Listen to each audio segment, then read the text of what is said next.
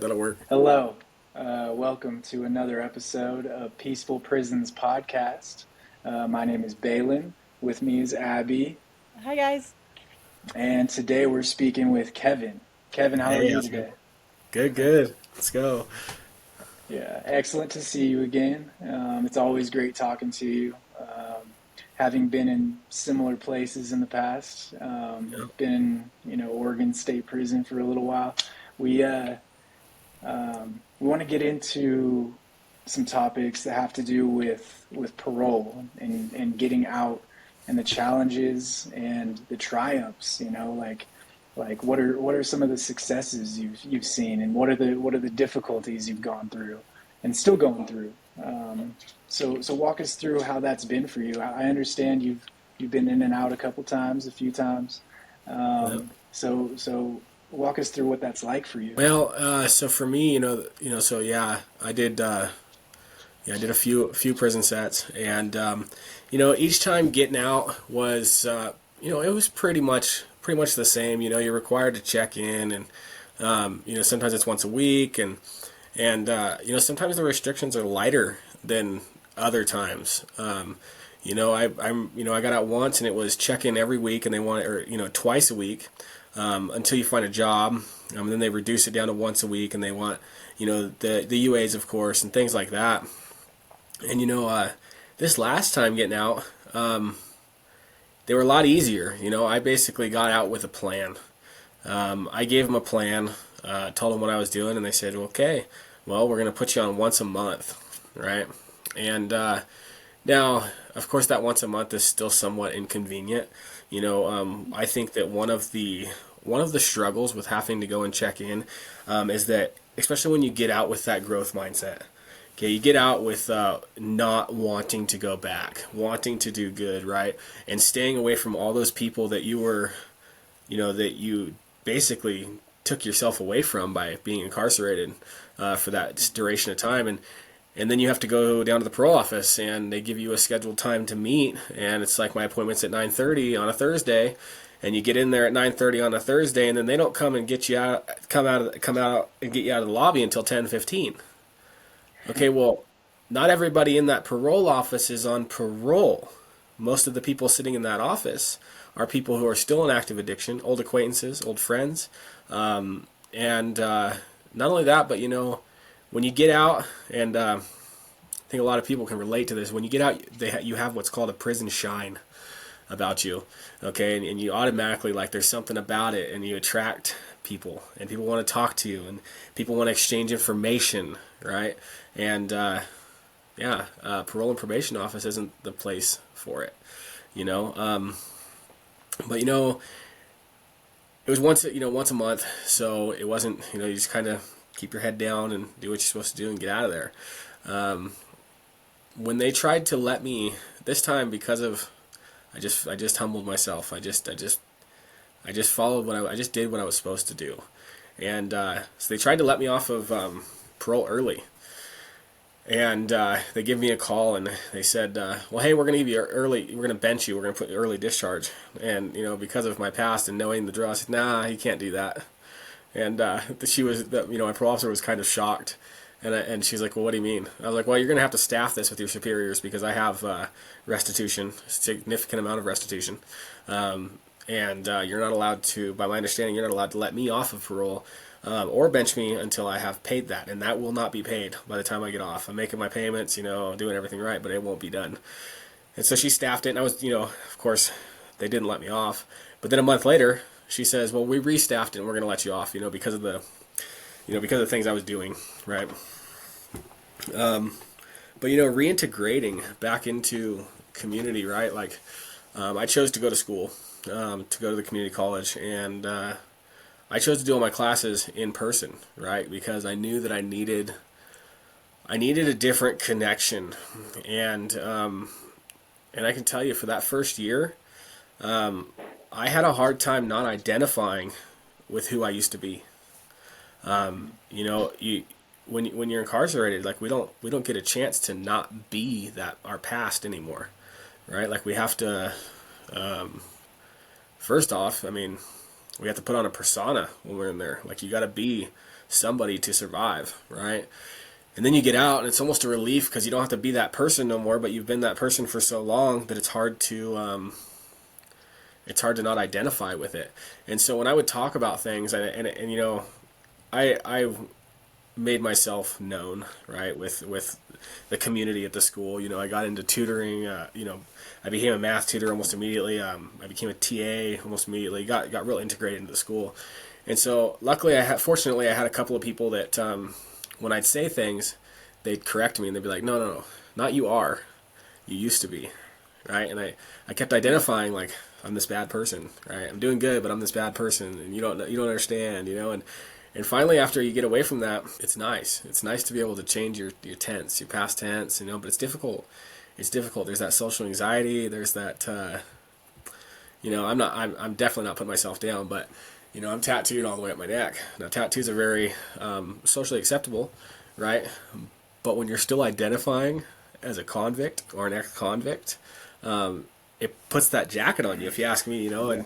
And so, yeah, I think my first term I did a speech, an honors speech. It was the first time getting in front of a bunch of people, and I had these note cards, and I got up there, and I think that's what something that somebody said, and they said it nicely. They said it almost as an attraction. But one of the girls said to somebody else, they said, "Man," she goes, "Man," you know, and I'm dressed up and I got button up and all that. And one of the girls says, "Man, why's Kevin always look like a thug?"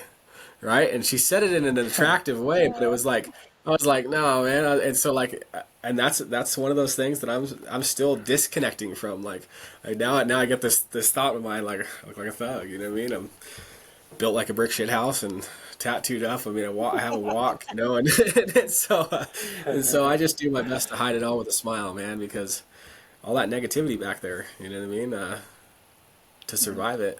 So Yes. So how do you go about moving forward with your life? How do you decide mentally, emotionally? How do you decide what to leave behind in your past and to like forget about it, try and just let it die? And then what do you bring with you as lessons, or what do you bring with you as far as you know, what you learned, what you picked up, and how do you move forward with that? you know, this might sound vague, but I move forward with all of it by staying positive. Okay, Yeah. keeping and holding on to positivity. All right. Yeah. You know, I not too long ago I went through some things. You know, as I was trying to find myself, because you know, one thing about going in there and then getting out and going back pretty quick is you never get a chance to be the real you.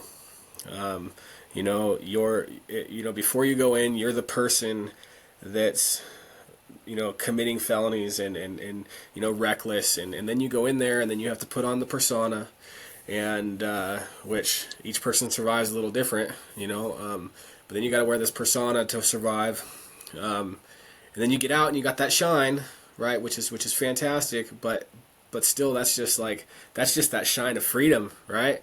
And Yeah. then slowly life catches up. You know, you go from no responsibilities while you're incarcerated except for to listen to roll call or whatever, you know, count time or whatever they call it these days, Hmm. and that's about your only responsibility in there. Be on your bunk, you know, bunks made. That's about it. So then you get out and you start taking on these responsibilities, and you know, and then it starts to wear on us, right? For me, it did. It has, right? It starts to wear on you, and and so then it pretty quick, that person that you've been for so long comes back. And so, you know, as you guys know, I've got a brand, you know, Survival of the Sickest, that we're trying to push, and it's all about conquering demons. Okay, and within that, positivity. Okay, like positivity is a choice. Like it's something. It's not, you know. Yes, there is people. I'd like to say myself, you know, but there is people out there who always the optimist, right? Always looking at the positivity in everything. But that doesn't come naturally. Like that's just another. That's just like everything else. It's a habit. It's a choice that you make, and you know, eventually you can find the positive and you can find the lessons and everything. So I guess to answer your question a little better on that, like I took lessons from all of it, but in a positive way. You know, there's a lot of lessons that I think that I see personally.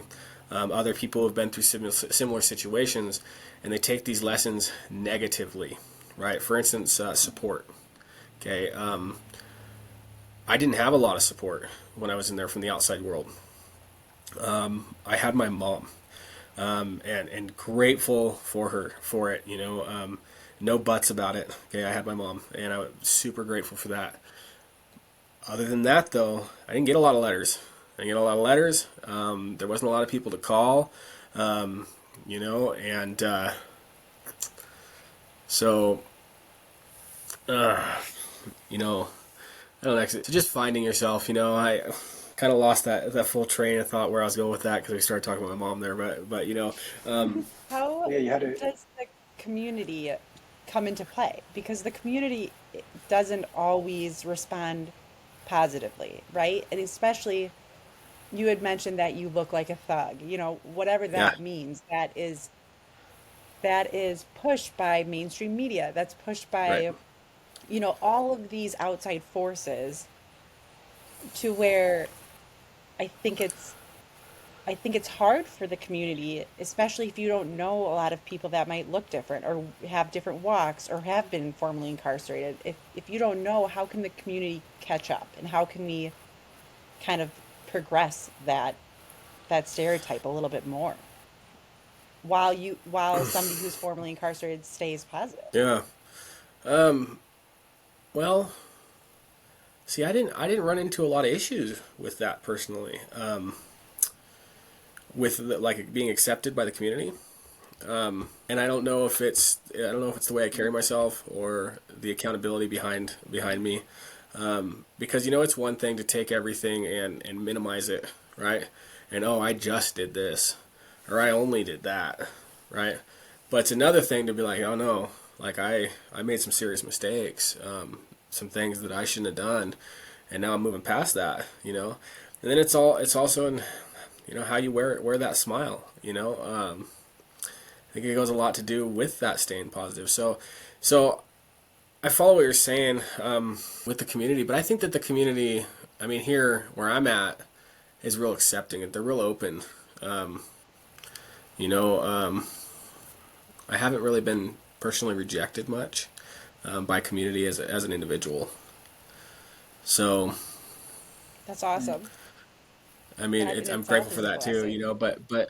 But also like educating. I guess the community being educated on it. Maybe more second chance employers becoming available would be helpful. In accepting that everybody has a past. You know. Yeah, definitely. I feel like there's a lot to be said for the path that you've chosen. You've chosen to put yourself out there and, like you said, remain positive, to not be held back by fear. Really, you like you said, you got into school and you just immediately became a tutor.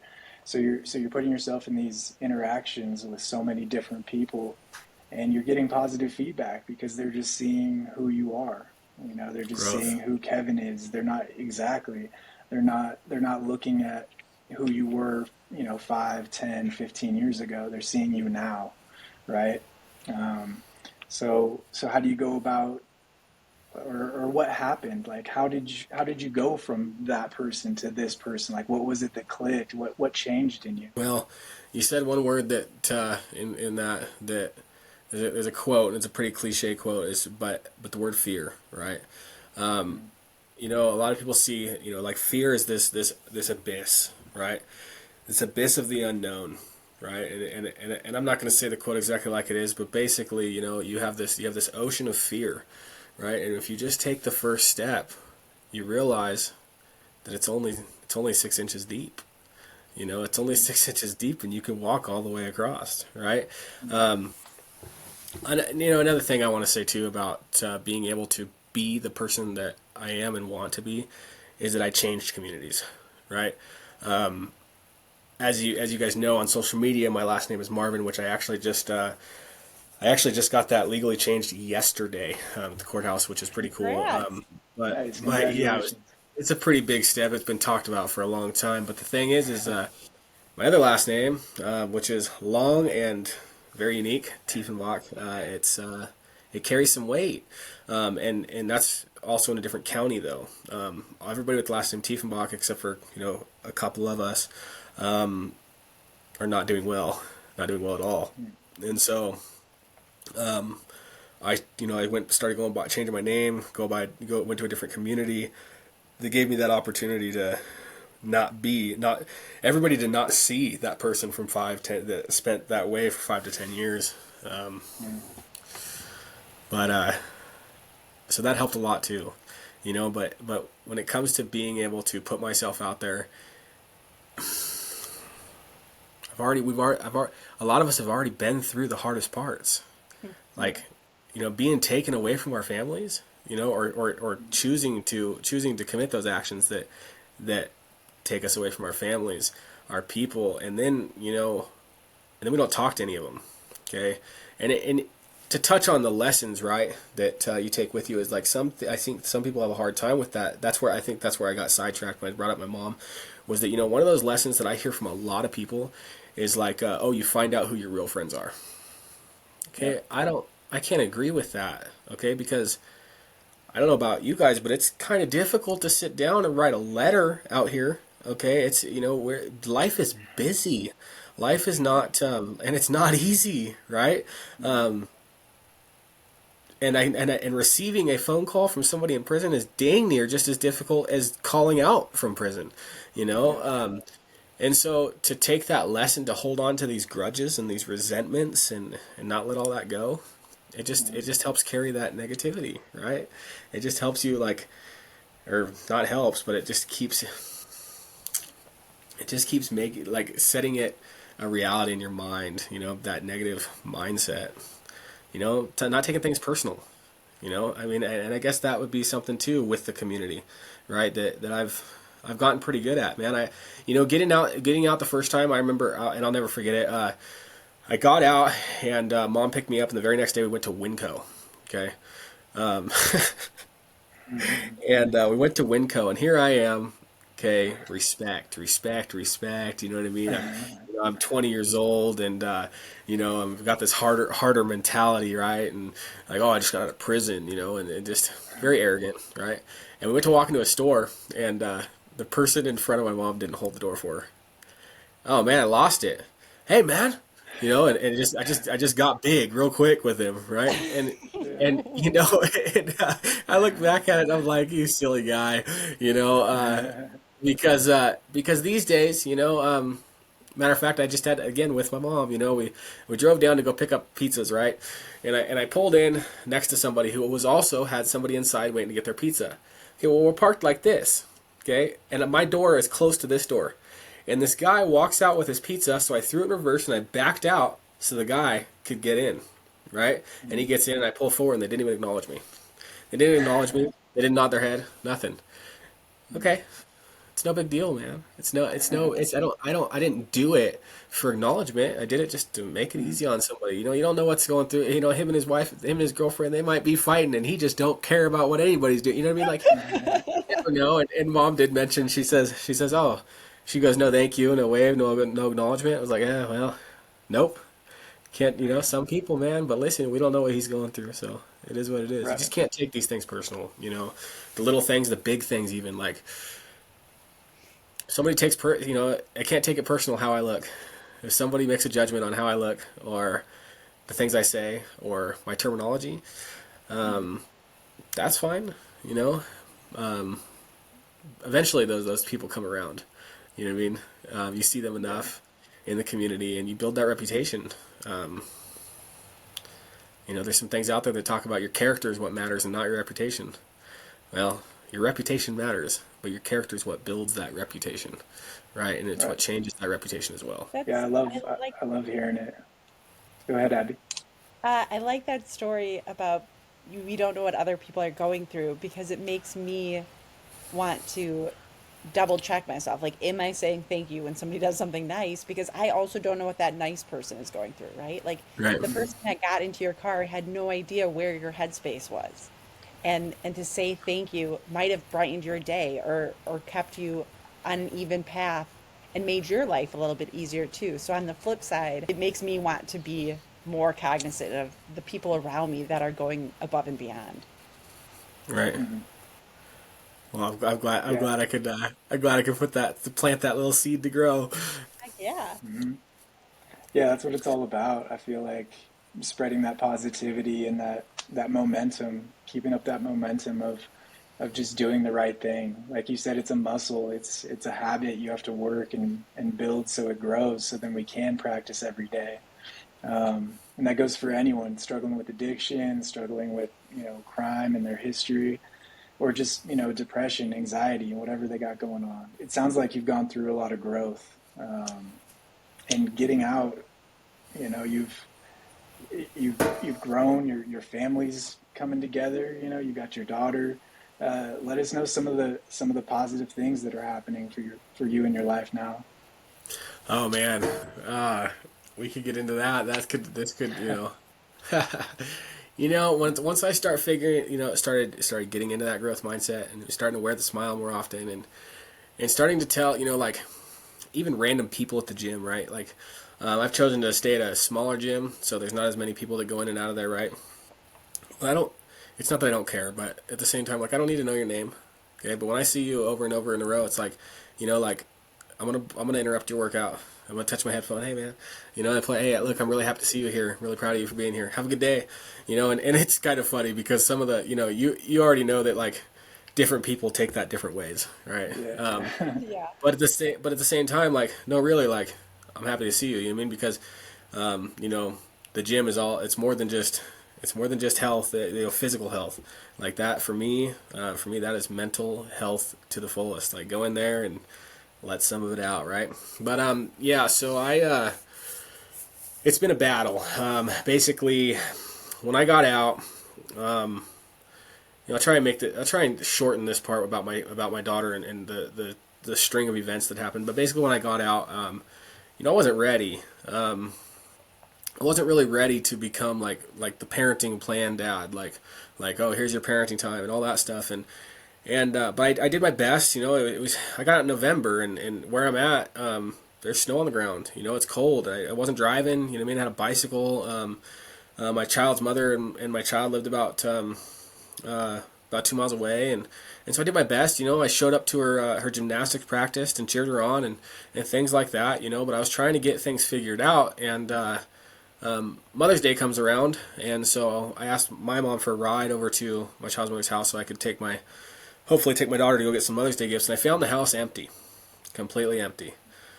Well, she'd moved out of state, man. She had packed my daughter up and disappeared. Right now, she wasn't able to do that because there was some court orders in place. My mom, fortunately, when I started my string of when my daughter was born, I was still on a bad path, and so she went ahead and was able to get grandparent rights. So she got 1 weekend out of each month, which kind of, it didn't necessarily hold my daughter in the state, but it held her from it needed her to be here for that particular weekend, right?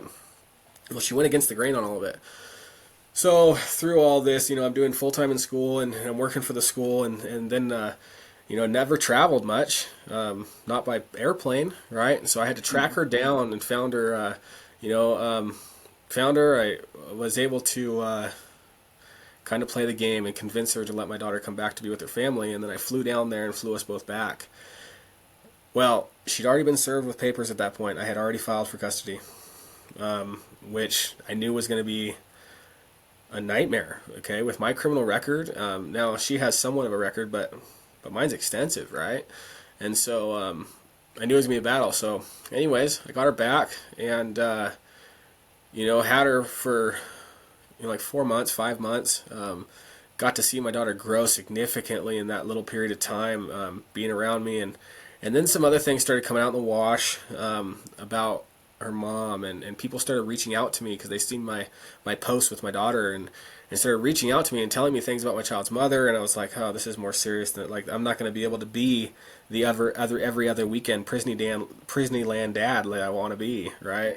I'm going to have to take this a little more seriously, and so went to court, lost custody, but got split parenting time, and the judge said it was by a hair. Well, not 2 months later, my child's mother messed up royally messed up. Showed up at my house intoxicated, assaulted me, assaulted my mother, tried to take my daughter, real ugly scene. So I currently I have emergency custody, and it's going through, but the motion will go through in November, and I'll have sole custody of my daughter, which is pretty big deal, right? It's a pretty big deal to be full time single dad for after all of the years of in and out, just roller coaster of responsibilities, and so I've taken, really just taken the bull by the horns, and chosen to not just be present, right? Not just be present, and not just be involved with her, but have her involved with me, right? Yeah, we can play dolls because she's a little girl, right?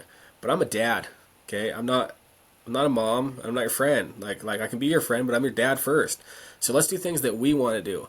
So man, it was a feat teaching her to ride her bike, but now she's a little maniac on the bike, and now we can go do things together like that. I've gotten her involved with a few of my videos, and yeah, and not only have I accepted that, I've switched gears in my mind from like, oh, I have to do this, right? Like I have to be this because my baby's mom can't step up, just messing up, right? It's not I have to do this anymore. Now it's like, no, this is just what I'm doing, my stepdad's he says some pretty wise things, and he says some things, and I'm not even sure he realizes like how much of an impact these things have on me, right? But he said, he said something about cards, right? Like you play the cards like you dealt them to yourself, and it's like you see them, you see it. You read things on social media, you read quotes and books and stuff like that, and like, yeah, it's like, oh, that's a good quote. But then when you hear these things like out of the right person's mouth, right? Like you're like, oh, it clicks, right? And yeah, so that's a big deal. School, I've been able to maintain our 4.0 GPA the entire time, which is, to me, it's not that big of a deal. Okay, like I've That's always incredible. it's Yeah. to me, I'll say it's wicked awesome. I appreciate it, but to me, like I've never had a hard time with school and being resourceful. Like the amount of resource, like we have the internet, okay? Like we like you should be able to, like, if you can't, even if you're not good at grammar or you're not good at math, like the amount of free tutorials that are online, like don't think Right. just because I ace all these papers doesn't mean that they're easy for me. No, that paper might take you 2 hours, but it takes me 3 days. Okay, so but it's me, and the rough draft is good for a final draft because I hate redoing stuff twice. Um, so I'll have my associate's degree in business, 2 more terms, so That's that's pretty cool. awesome.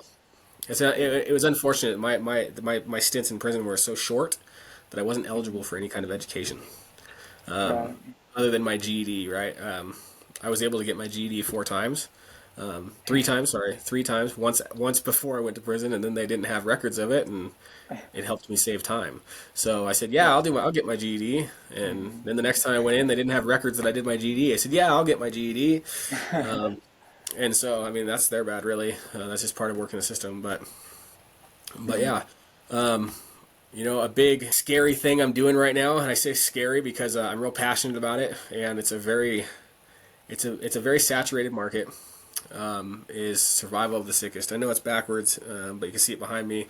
I'm wearing one of my shirts that I made. And survival of the sickest is conquer your demons and from struggle to strength, right? Like our best lessons that we learn are in these struggles, right? Like the most important, it's one thing to learn something, but to me, it's another thing to have wisdom in that, right? Like, oh no, I've been there, done that. And the scary part is that I've had a few people reach out to me that are like, yes, I want to be a part of this, and I'm like, I'm just not, like, I kept doing like, I'm not there yet. I'm not there yet. Like, it takes money to make money, and I'm not there yet with the money side, the expungible funds, right? But I went down and registered the business name with the Secretary of State on Tuesday of this week. And yeah, I'm heavy in watching videos, but that's having watching videos around branding and whatnot, and it's not about the money. It's not a get rich quick thing, because there's all kinds of stuff online about that. No, it's more about It's more about letting people know that you're not alone. Okay, we are all conquering demons, and I'll argue it till I'm blue in the face, but we're all fucking sick. Okay, we are. We're sick, and we got our own issues, and again, I know I've said it already, but positivity is a choice. Choosing to be positive is a choice, and a lot of people don't realize how infectious their smile is, and how much even when they don't say nothing, how much you can light up a room with a smile. Okay, and just a positive, a couple of kind words. I mean, them. I don't know how it is and where you guys are at, but like homeless people. Okay, when they're panhandling and they're trying to get you to hand them money, you don't gotta hand them money. All you gotta do is roll your window down and say, "Hey, I hope you have a good day, man. Sorry I can't help." Right? Like that right there. Even if they frown about it, like they're gonna remember that. Like, well, at least the guy in that shit box told me to have a good day. You know, you know what I mean? you Yeah, know, I mean, definitely. but that's the thing, and you know, yeah, that's the thing about it. You know, one of my biggest things right now is breaking generational curses. Mhm. I know you guys have seen a couple of them videos I've posted about breaking generational curses. Um, Man, these and everybody else can call them different. Some people call it the committee, right? Some people call it, the bad dog, good dog, devil on the shoulder, angel, demons, so on and so forth. Yeah, But the reality is these demons, we weren't born with them. We weren't born with these insecurities. We weren't born with these. I mean, maybe a little bit of fear because that's but we weren't born with the fears that we have, right? Or yeah, the doubting ourselves and things like that. And so, for me, I want to push that onto my daughter. You know what I mean? Like I got one little girl, and then not to mention that even when you don't have kids, nieces, nephews, brothers, sisters, all of them, man. Like we don't realize it, but you be in the store and that little kid who probably won't remember your face, but he's looking at you. They're watching you, right? Like they're looking up to you, man. We're big people, okay? Like we're giants to them. We're superheroes. Even the people you don't know, yeah, and so if you're carrying yourself just hating life, and that's an example, and you never know what's going to resonate with them, and I'm not very political. I don't watch politics because things I do here, I don't know. I don't know. I just don't play a role in all that. But I do know one thing. I do know is society's gotten weak. Okay, and society's gotten weak, and if we can one at a time, if we can just set a better example for the people after us, relation, blood or not, we can change things. We can change things just a little bit. yeah. That's beautiful. I love hearing that. It sounds like your perspective has changed. And I remember going back, several years to when we were in the same place together when we were locked up, sitting on the bunk next to each other, and you were talking to me about this brand. You were talking to me about your dreams and your hopes and making this happen. So it's amazing to me. It's incredible to see you manifest this and actually make it happen. And I feel like it has a lot to do with your perspective. You've taken yourself out of yourself and started thinking about, others, thinking about the well-being of others and being an example and lifting others up. You know what you've gone through. You're never going to forget those things, Yeah. right? So we don't need to hold on to that. You're taking yourself out of your own ego or whatever you want to call it, and you're thinking about others, the well-being of others, despite all the hurdles and obstacles, setbacks. You go through those and keep pushing, right? And I say it to people all the time, man. Whether it's like I'm pretty stocky. I'm pretty built, and it's a lot from being incarcerated and choosing to work out because there's nothing else to do, right? And but then sticking with it, right? And I get asked all the time, and oh, what are you eating or what are you taking? And it's always the same things, right? And it's like, no, man, listen, like it's consistency. Yeah, Consistency in everything of life. And I'm gonna give my stepdad credit to this one because this is something else he said, man. He said one day, he said it's all about the follow through. Okay, I mean, I know we've all done it, but how many times do you do something and you do something, you get discouraged and you quit. Okay, and that's one thing in regards to the brand is that it's going to be like this, man. It's going to be encouragement, and then you're going to have your slow times when right now my way of getting it out there is through reels, and it's just positive motivation reels on Instagram and Facebook. I haven't went into TikTok yet and all that stuff, because it's all still kind of new to me, right? And but that's the way I get it out there. And there's some videos, man, that I look at the views on them and it's like 160 views. And you can feel that discouragement, like you could feel that you kind of your heart drop a little bit. And I've gotten away from it. It doesn't bother me no more because it's not really about that, right? But some of the videos, all of a sudden you look down on them, it's like 700 views. Now I know it ain't no 20,000 and 30,000, but here's the deal: 700 people, even if you watched it over and over, seen it, right? Yeah. Okay, I don't care if you like it or comment or any of that or share, none of that, right? But you've seen it, okay? Which means at some point, that little thing that I said, it might ride with you. You know what I mean? Whether it's road rage, or it's back to the somebody holding the door on the way into the store, or even if it's even if your girlfriend's driving and you chose to open that door for her. It's not about being a gentleman, man. It's just about being nice. It's just about doing the right thing, right? Like, and so if I could just and that's really, it's all about consistency. And right now I'm at that discouraged mark, where I'm not discouraged, right? But I can feel it, right? Where I'm just like, and it's fear is what it is, because I'm not. It takes money to make money, and pretty soon I'm going to be throwing money at this without a return, right? The return will be there. I'll have inventory, right? But it won't be liquid, right? And and it's something I got to keep reminding myself that, like, when I was incarcerated, I lived on $27 a month for how long, and hustle hustle some artwork for some coffee, and I'll trade you my pizza on Thursday night for I just figure it out, and just live humbly, because it's all about the passion. It's about helping people. It's about putting back in. Not to say that I don't feel like I really took that much out of the community or society, but like you said, like, I know what I've been through. I know how I felt going through those times, and I'm not going to take that and hold on to that to make other people feel it. I don't want nobody to feel that. I don't. That sucks. It's no fun, man. Right. it's no fun. So yeah.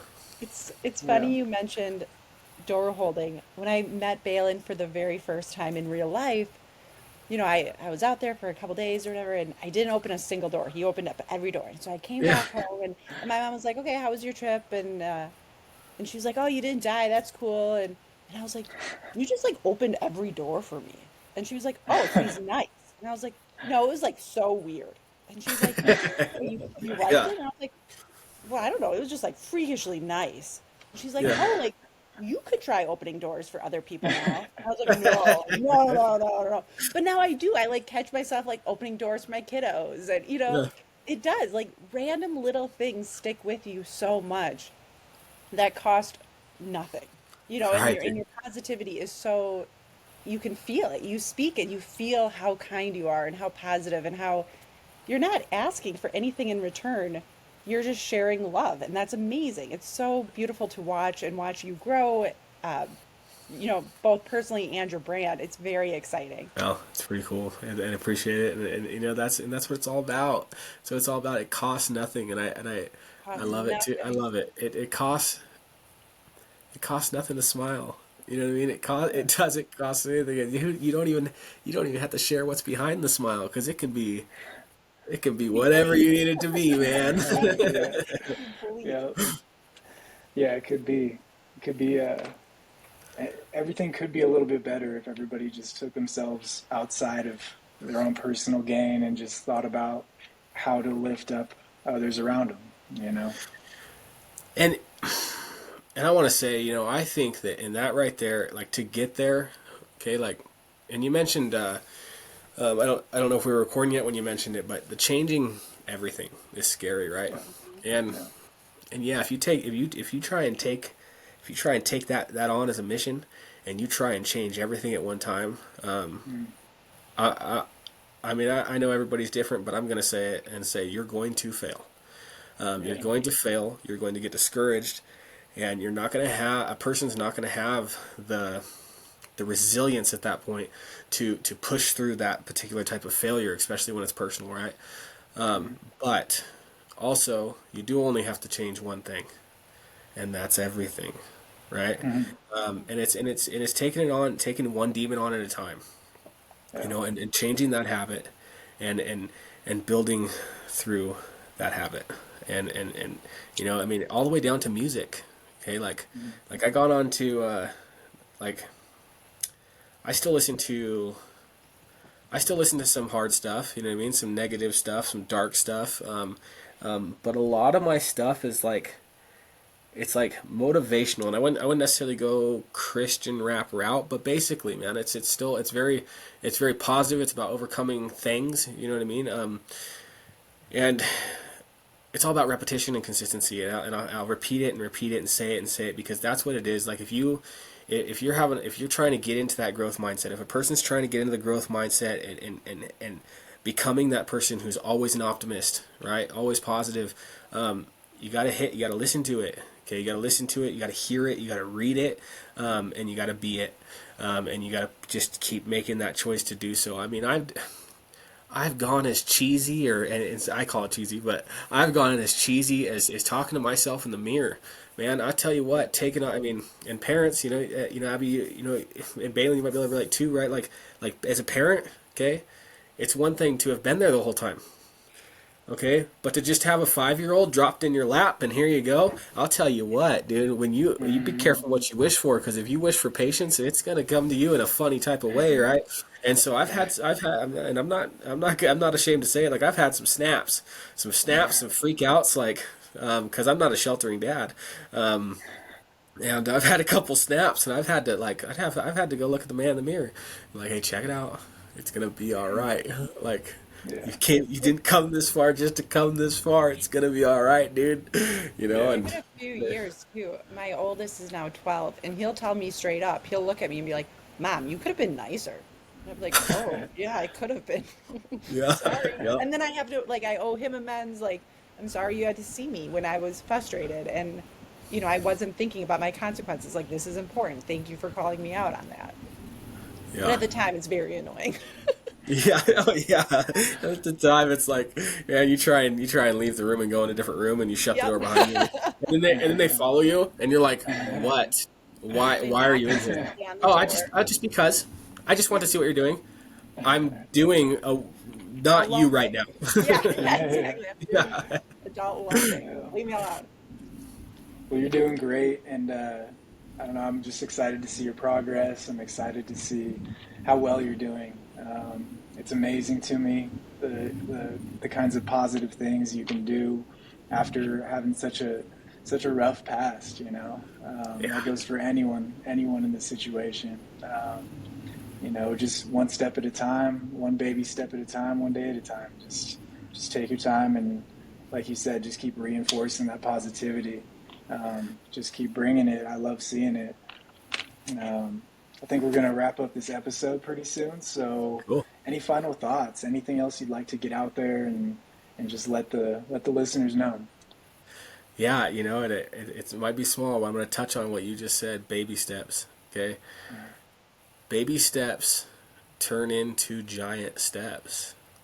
Right? It just takes a little longer.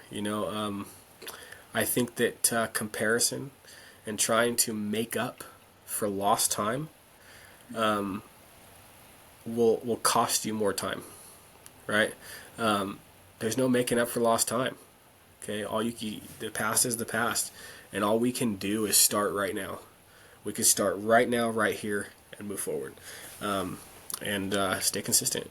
Just stay consistent, and keep your dreams in perspective. Do all the things that you see and hear that might sound cheesy or corny, like vision boards, and positive affirmations, and doing these things consistently enough, you'll see the change, and just give yourself a break and take time to see that change.